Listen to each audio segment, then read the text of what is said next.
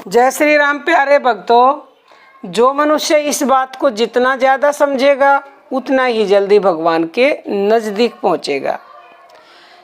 दूध में विष मिला हुआ है। अगर कोई मनुष्य यह जान लेता है कि इस दूध में विष मिला हुआ है और उसके बाद भी वह उसको पीता है, तो प्यारे भक्तों वह तो मूढ़ है, यानी कि मूर्ख है। इसी तरह से कर्मों में आसक्ति, कर्तव्य अभिमान, फल की इच्छा और विषमता आदि दोष विष से भी अधिक विष होकर मनुष्य को बार बार मृत्यु के चक्कर में डालने वाले हैं। जो पुरुष इस प्रकार समझता है वह इन दोषों से मुक्त होकर कभी कर्म नहीं करता। भगवान श्री कृष्ण के कर्मों में और भी अनेक विचित्रताएं हैं जिनको हम नहीं जान सकते, और जो थोड़ा बहुत जानते हैं उसको भी समझना बहुत ही कठिन है।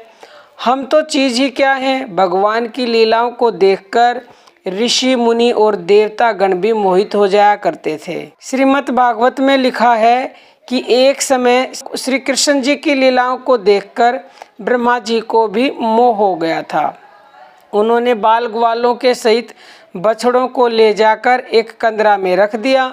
महाराज श्री कृष्ण चंद्र जी ने यह बात जानकर तुरंत वैसे ही दूसरे बाल ग्वाल और बछड़े रच लिए, और गो तथा गोपियों आदि किसी को यह मालूम नहीं हुआ यह बालक तथा बछड़े दूसरे ही हैं।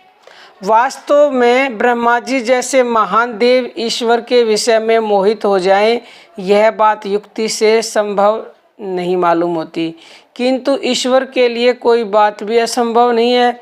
वे असंभव को भी संभव करके दिखा सकते हैं। सोचने की बात यह है कि इस प्रकार के अलौकिक तथा अद्भुत कर्म साधारण मनुष्य की तो बात ही क्या है, योगी लोग भी नहीं कर सकते। परमात्मा के जन्म और कर्म की दिव्यता का विषय बड़ा अलौकिक और रहस्यमय है। अर्जुन भगवान का अत्यंत प्रिय सखा था, इसलिए भगवान ने यह अत्यंत गोपनीय रहस्य अर्जुन के प्रति कहा था।